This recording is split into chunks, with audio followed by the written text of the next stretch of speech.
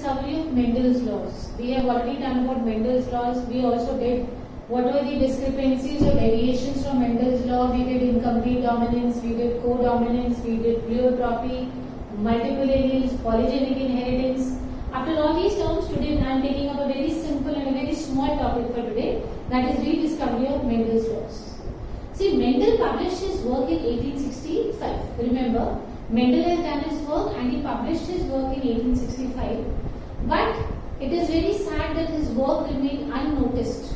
Okay? Nobody noticed his work, though he got it published somewhere in 1865, but his work remained unnoticed till the 1900s. So you can calculate the difference, how many years his work remained unnoticed.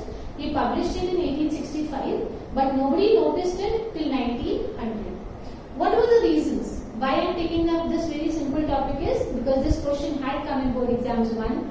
Then why did it take so many years for Mendel's work to be noticed? So that is the reason we are taking up this very simple thing. Mendel's work remained unnoticed till 1900 because of the following reasons. Number 1, we are talking about 1800s. Okay, we are not talking about 2000 era or 1900 era. We are talking about a century that is 1865. That era we are talking about. In those days, the communication was very difficult. Reaching information from one country to another country was not easy and practically not possible. So the first reason why his work remained unnoticed in 1900 was that communication was very difficult. Second, his work was not publicized. Whatever he did, his work was not publicized. He simply got it published and the publisher did not publicize it. Most of the people were not even aware of his work, so there was no publicity of his work. Next beta, his concept of genes was not at all accepted. He gave a concept of genes. He said there are factors which pass on from parents to offsprings. You remember he called it as factors. This concept, because that time the church was dominating in the society. So the people who dominated the society basically were the church. So this concept of his genes was not at all accepted. Next, his concept of non-blending was also not accepted. Though the genotypic thing was not aware of that time, people said, oh, this is not possible. How can you say blending is not there? If a fair man marries a dark woman, the children are intermediate in color, in complexion. How can you say there is no blending?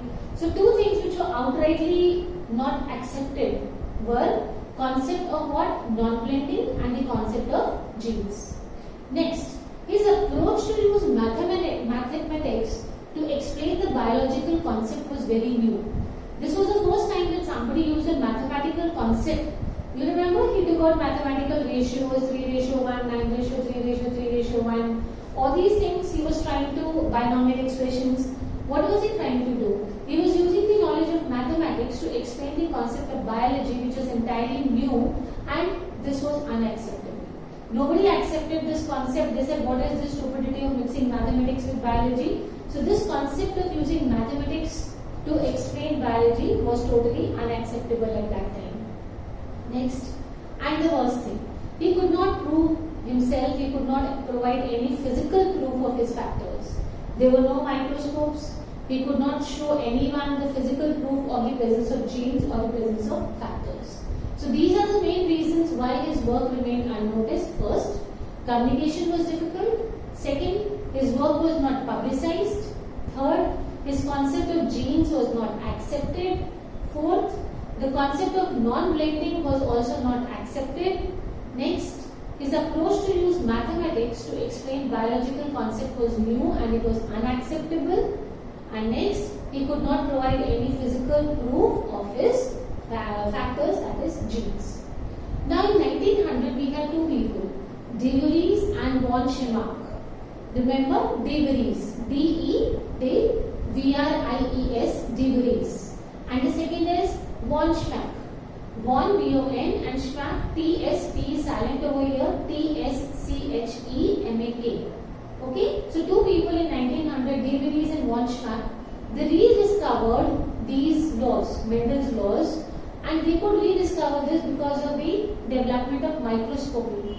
In 1900, we already had microscopes, so they observed the cell division very clearly under a microscope. When they observed cell division process under a microscope, this led to the discovery of chromosomes. And and they saw that these chromosomes were structures which were found in the nucleus that always appeared in pairs. What was the first thing that they noticed about chromosomes? That these are the structures which are found in nucleus. They appeared in pairs and they divided just before cell division. So three things about chromosomes were established with the discovery of the microscopes. First, there were structures found in the nucleus. Second, they always appeared in pairs, and next they divided just before cell division. So we have the next topic, chromosomal theory of inheritance. This theory was proposed independently by Walter Sutton and Theodore Boveri. Sutton and Boveri, we call it in short as Sutton and Boveri. The full names are Walter Sutton and Theodore Boveri. Independently gave this theory in 1902. It was not that they worked together. Both of them proposed this theory independently in 1902. What did they do? They united their concepts with Mendel's principles. They did not completely ignore Mendel's principles. They added up their knowledge with Mendel's principles and they gave a new theory which is known as chromosomal theory of inheritance. What it is called? It is called as a chromosomal theory of inheritance. What are the main postulates of this theory? Number one, all hereditary characters must be present in the sperm cells and the egg cells because they form the bridge between two generations. What is the first point? They said all the hereditary characters are present where? They are present in the sperm cells and the egg cells. Because obviously it is only the sperm cells and the egg cells which form the bridge between two generations. That is the reason that all hereditary characters must be present. In which cells? In the sperm cells and the egg cells. Next, the hereditary factors are carried by the nuclear material. All the hereditary factors which are passed on from one generation to the next, they are carried by the nuclear material. Number 3, chromosomes are found in pairs. Like we had Mendeleev alleles, same concept. Chromosomes are found in pairs. Next, the two alleles of a gene pair are located on homologous sites on the chromosomes. We had done this in the previous video, remember locus, that word. So the same thing, the two alleles of a gene are found on the chromosomes. Next, the sperm and the egg have haploid set of chromosomes. Each sperm and the egg separately, if we talk about them, sperm also has a haploid set of chromosomes, egg also has a haploid set of chromosomes. So this combination of haploid sets of chromosomes between sperm and egg after fusion restores the diploid set of chromosomes. Because a haploid sperm fuses with a haploid egg, so what do we get is a diploid set of chromosomes. Next they said is genes are carried on chromosomes, genes are carried with the chromosomes. And the chromosomes, the synapse during meiosis and they get separated to pass into different cells. These chromosomes during meiosis, they get separated after that during meiosis, after synapse they get separated and they pass out into different cells. If we compare the behavior of chromosomes and genes, we will find striking similarities between both of them. This proves that genes are located on chromosomes. What are the 3 striking similarities in the behavior of chromosomes and genes? First, beta, if you see, chromosomes occur in pairs, genes also occur in pairs.